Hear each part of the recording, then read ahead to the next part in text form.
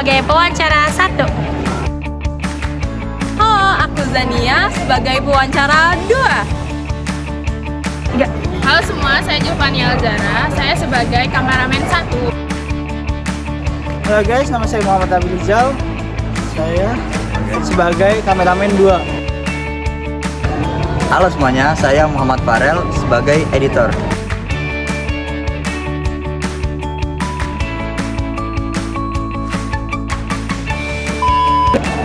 Video kali ini bertemakan Suara Demokrasi. Kami akan mewawancarai calon ketua OSIS. Pembina OSIS dan beberapa murid. mengenai seputar pemilihan OSIS. Langsung aja ke videonya.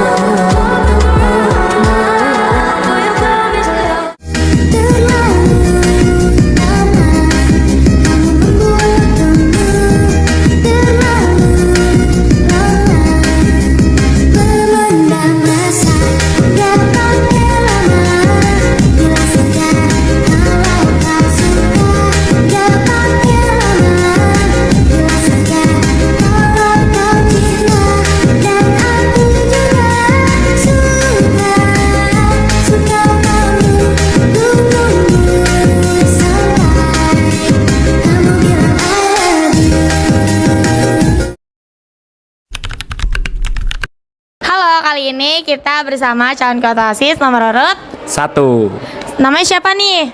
Aye Sabrano Dewanta. Hanifah Nuratika Sani. Nama aku Rasya Syamanwar. Betul, calon nomor 3. Aku nyebutin berapa proker? Bebas sih, tapi secara singkat aja. Oke, secara singkat yang bener-bener dampak untuk visi misi aku juga tuh ada 2. Itu yang pertama GAS, Game Asa Sukses, dimana proker ini tuh berterkaitan dengan visi dan misi aku, yaitu menampung dan juga mewadahi bakat dan minat siswa-siswi yang mempunyai kemampuan ataupun potensi dalam bidang kompetisi e-sport ataupun dunia gaming. Nah, dengan adanya program kerja GAS ini, aku harapkan tidak hanya menciptakan pribadi yang berketerampilan dalam bermain, tetapi juga menciptakan kepribadian yang unggul. Unggul di sini tuh di mana pribadi tersebut mempunyai sikap mentalitas yang sehat, lalu juga sportivitas di mana saling mendukung satu sama lainnya, sehingga menjadi kepribadian yang lebih baik untuk dirinya juga. Lalu program kerja aku yang kedua untuk mendukung visi aku, yaitu menciptakan lingkungan komunikatif. Aku mempunyai program kerja yaitu Ruang Rindu, di mana singkatan dari ruang interaksi dan diskusi. Di sini tuh program kerja yang menciptakan ruang khusus untuk warga sekolah, sehingga terjadinya komunikasi interaktif antar warga sekolah, mau itu siswa, guru, ataupun staf-staf karyawan yang ada di sekolah. Nah, di sini kita akan melakukan interaksi secara bebas, membahas isu-isu yang ada di sekolah, lalu juga bertukar pikiran ataupun menyampaikan aspirasi yang ada, sehingga kita memahami satu sama lain dan juga mencapai tujuan yang sama. Jadi proker aku punya 3 proker. Proker unggulan aku namanya Fiesta, Festival Inspiratif Energik Seni dan Talenta. Jadi Fiesta itu puncak dari kegiatan Classmeet. Terus juga dia dapat berkolaborasi dengan selebrasi P5. Terus bentuknya itu festival. Jadi pastinya itu ada tentang kebudayaan, makanan juga. Terus juga penampilan-penampilan yang pastinya sesuai minat bakat dari siswa-siswi sama games yang relevan.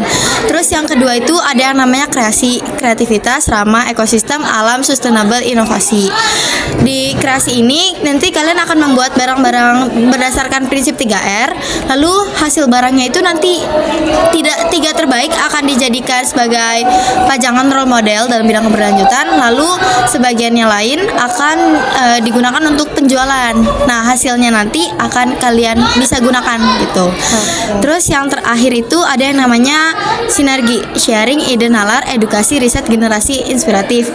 Sinergi ini bentuknya tuh studi banding, jadi nanti kita akan berkolaborasi dengan SMA lainnya tuh.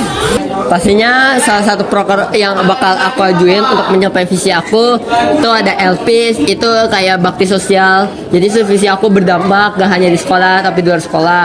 Terus ada lagi curhat, cuitan radio plus jam istirahat. Ada banyak lagi, ada recall, dan terakhir tuh ada tenda tempatnya di Dana. Cara lainnya pastinya evaluasi dulu dong, karena kan harusnya visi misi kan tuh harus yang utama dulu kan. Terus abis visi misi terus cari solusinya gimana, maksudnya abis dievaluasi cari solusinya gimana, terapin, lalu perbaruin mungkin dari proker-prokernya gitu. Pastinya kita cegah ya, bagaimana kalau nggak tercapai, kita cari tahu alasannya kenapa, baru kita kayak evaluasi lah kenapa ini bisa nggak tercapai agar nggak terulang lagi.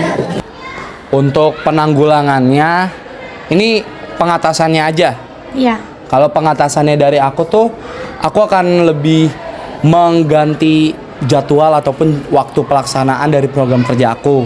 Dimana kalau misalkan di jadwal ataupun rencana pertama tidak terlaksana, aku bakal pindah ke tanggal-tanggal yang kosong di lainnya. Mungkin dari misalkan yang program kerjanya harusnya September, aku bakal mundur ke Oktober. Nah, tetapi kalau misalkan sampai akhir jabatan aku juga masih belum bisa, terpaksa aku bakal mengalihkan tugasnya nanti ke angkatan aku selanjutnya, yaitu angkatan 41. Tetapi tidak sepenuhnya aku lepas tangan.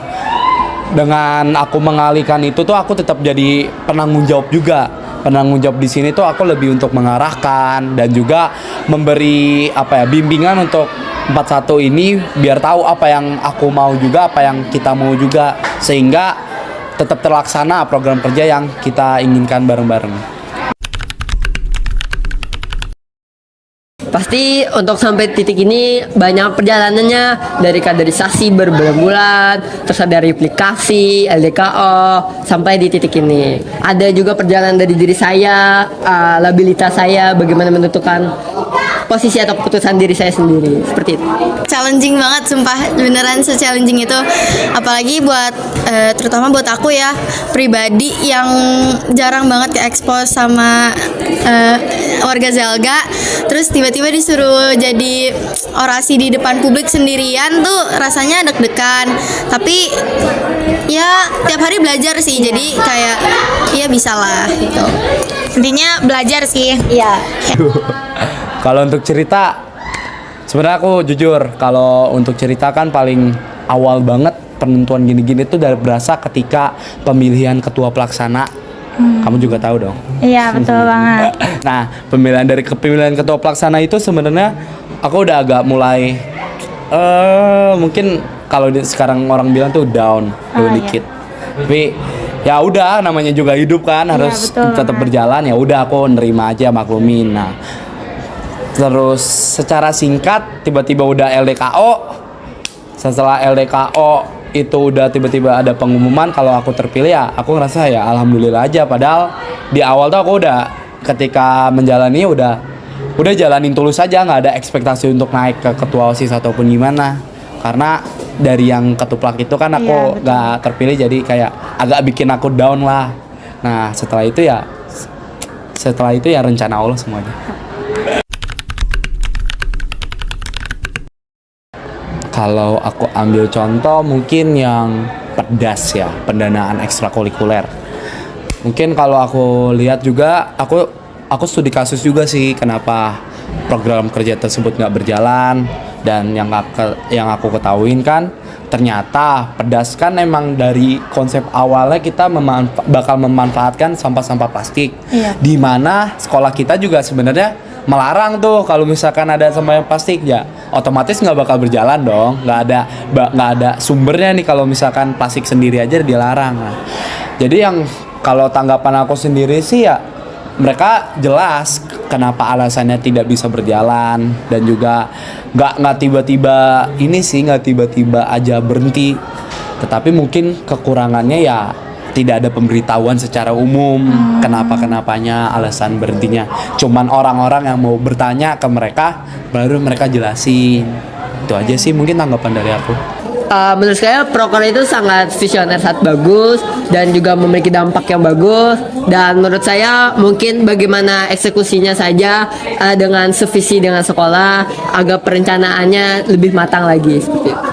Menurut aku sayang banget sebenarnya, karena tuh menurut aku contohnya ya kayak yang penjualan limbah yang bisa digunakan ekskul tuh setahu aku kayak belum berjalan tuh. Itu tuh harusnya bisa lebih ditingkatin lagi. Jadi kayak kan sesuai sama visi juga sekolah yang tentang ramah lingkungan, pengennya jadi ramah lingkungan, itu harusnya bisa di ACC, bisa lebih ditingkatin. Dan cara penyempurnaan dari visi yang itu tuh dari proker itu aku pakai ke kreasi gitu, sama-sama tentang limbah, tapi kalau di aku bedanya itu dia udah dalam bentuk karya, jadi lebih ada nilainya gitu. Terima kasih banyak buat Briano, semoga terpilih ya. Buat Hanifah, semoga kepilih. Terima kasih banyak ya udah mau kita wawancarai. Terima kasih banyak ya Syam, semoga bisa kepilih ya. Dadah Hanifah. Dadah. Halo, kali ini saya bersama Arya, selaku Ketua OSIS periode 2023-2024. Nah, di sini saya bersama Kak Arya yang dimana beliau ini menjabat sebagai Ketua OSIS Angkatan 39. Nah, kali ini saya akan wawancara nih Kak, gimana sih melihat Angkatan 40 yang akan menjabat, apalagi untuk calon Ketua OSISnya.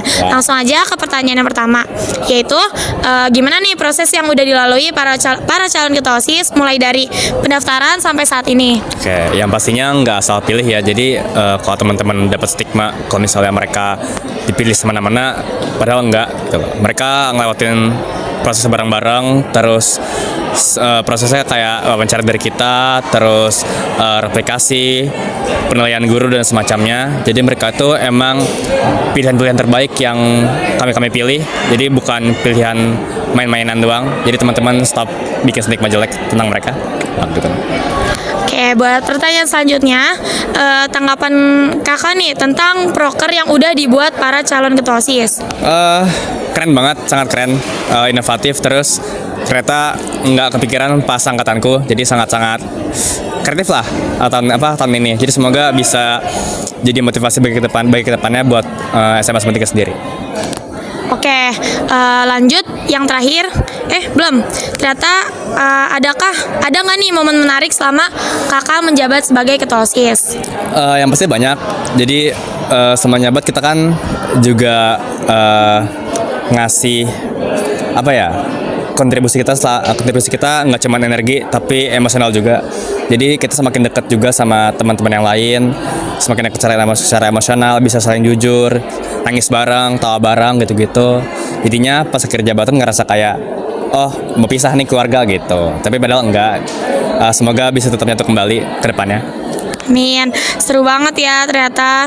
Nah, yang terakhir itu ada pesan apa nih yang kakak mau sampein buat calon ketua OSIS yang akan menjabat ini? Oke. Yang pastinya jangan mudah goyah, terus bareng-bareng, terus nyatu. Karena kalian bertiga pemimpinnya, jadi semoga lebih terbuka lagi sama anggotanya. Anggota juga lebih terbuka sama pemimpin-pemimpinnya. Terus coba lebih lebih turun lagi egonya, jangan mau menang sendiri. Oke, terus. Oke, segitu aja mungkin pertanyaan dari kelompok 6 ya. Buat Kak Arya, terima kasih banyak. Kali ini kembali lagi sama saya Akila dan ada Ibu. Halo, aku Ibu Cur selaku pembina OSIS SMA Negeri 93 Jakarta. Kan tadi sebelumnya kita udah sama ketua OSIS yang angkatan 39, terus juga sama calon-calon ketua OSISnya. Kali ini kita wawancara pembina OSISnya nih. Jadi langsung aja ke pertanyaannya Ibu. Yang pertama itu boleh dijelasin kan Ibu proses pemilihan ketua OSIS untuk tahun ini? Oke. Untuk tahun ini itu agak berbeda dengan tahun yang lalu, karena pada tahun ini kita menggunakan hanya calon, tidak paslon. Kenapa? Tahun ini kita mengembalikan lagi ke ADART yang kita punya ya. Jadi di ADART itu cuma tertera hanya ada calon ketua OSIS, jadi tidak ada pasangan calon. Jadi Makanya tahun ini tidak ada pasangan. Tapi kalau ada 3 calon yang kita ajukan, jadi ketiganya itu akan tetap otomatis menjadi suara terbanyak pertama ketua OSIS, terbanyak kedua itu jadi wakilnya, dan terbanyak ketiga itu insya Allah jadi sekretarisnya gitu. Oke, lanjut aja nih ke pertanyaan selanjutnya. Gimana nih tanggapan Ibu buat calon ketua OSIS yang akan menjabat? Oh ya, harapan saya siapapun nanti akan terpilih menjadi ketua OSIS, dia benar-benar seorang yang amanah ya terhadap janji-janji proker-proker yang sudah dia sampaikan tadi, yang sudah sama-sama kita dengar.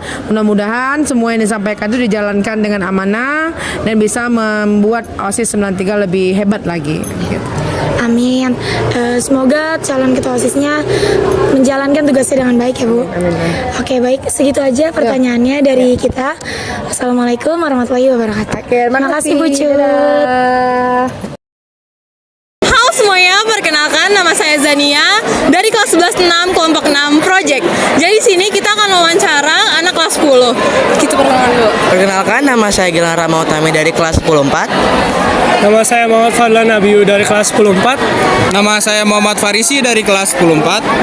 Oke, jadi langsung aja ke pertanyaannya. Yang pertama, kira-kira ada yang udah menarik belum nih buat dipilih, kenapa alasannya juga? Mungkin dari diri saya sendiri tuh tidak ada, dikarenakan pada saat tadi pemilihannya itu saya sudah lihat dari kampanyenya, visi misi proker, dan pada saat sudah menjawab pertanyaan itu nggak ada.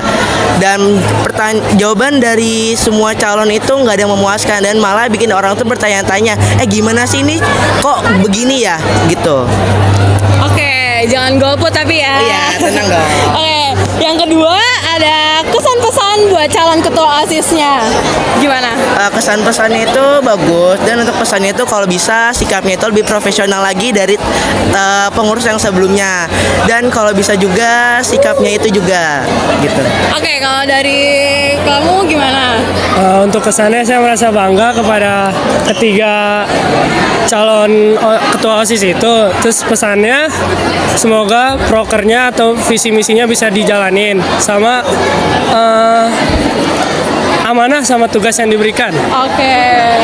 Kalau dari saya, kesannya sendiri saya merasa mereka semua itu keren karena bisa menempati posisi itu, dan pesan saya semoga apa yang diberikan kepada kalian yang telah diamanahkan kepada kalian semua para calon, semoga bisa dilaksanakan dengan baik dan membuat SMA 93 lebih jaya lagi. Oke, bagus nih ya kesan pesannya. Terus selanjutnya ada seberapa penting adanya pemilos ini? Gimana? Pemilos ini sangat penting karena pemilihan ini bisa menjadi sebuah alternatif baru untuk memajukan sekolah SMA 93 ini menjadi sekolah yang lebih baik lagi dari sebelumnya, dan menggantikan proker-proker yang sebelumnya tidak dijalankan menjadi proker yang baru dan bisa dijalankan dengan lebih baik lagi. Oke, bagus ya jawab-jawaban mereka. Sekian wawancara kita. Bye-bye. Halo semuanya, jadi kali ini saya Akila Fatina Haya dari kelompok 6 Project kelas 11-6. Hari ini lagi pemilos, nah kita mau mewawancarai salah satu kelas 10 nih. Ya, di sini saya Ayu Naila Sawitri dari kelas 16. Ya, jadi karena posisinya lagi pemilos di SMA Negeri 93 Jakarta ini, kita mau tahu nih gimana sih suasananya orang-orang yang ada di 93. Pertanyaan pertama itu, kira-kira udah ada yang menarik banget belum nih buat dipilih? Sejujurnya belum ada, karena menurut saya paslon 1 sama paslon 3 itu visi misi dan programnya hampir mirip. Yang beda itu 2 sendiri. Terus penjelasannya mereka dari depan sampai jarak saya duduk itu juga kurang kedengaran. Jadi saya kurang serk aja gitu. Tapi saya milih antara paslon 3 atau nggak paslon 2. Alasannya ya karena paslon 3 itu menurut saya dia orangnya tegas. Terus yang kedua itu visi misinya beda sendiri antara paslon 1 sama paslon 3. Pertanyaan selanjutnya itu kasih kesan-pesan dong buat calon ketua OSISnya. Pesannya pada ya terlihatnya kayak ramah-ramah ya, baik-baik. Kalau pesannya semoga visi dan misinya atau programnya terlaksanakan dengan baik dan benar sesuai apa yang disampaikan. Ya, amin. Amin. Nah, yang terakhir, seberapa penting sih adanya pemilu sini? Penting karena biar adil mungkin ya pemilihan. Kalau ditunjuk kan menurut saya nggak adil ya, karena yang ngerasain maksudnya yang dia buat sekolah buat siswa atau siswi SMA 93. Jadi kalau ditunjuk secara langsung oleh guru nggak serap sama siswa-siswinya, malah kayaknya nggak bagus deh. Oke, makasih Ayu. Segitu aja wawancara dari kelompok 6. Wassalamualaikum warahmatullahi wabarakatuh.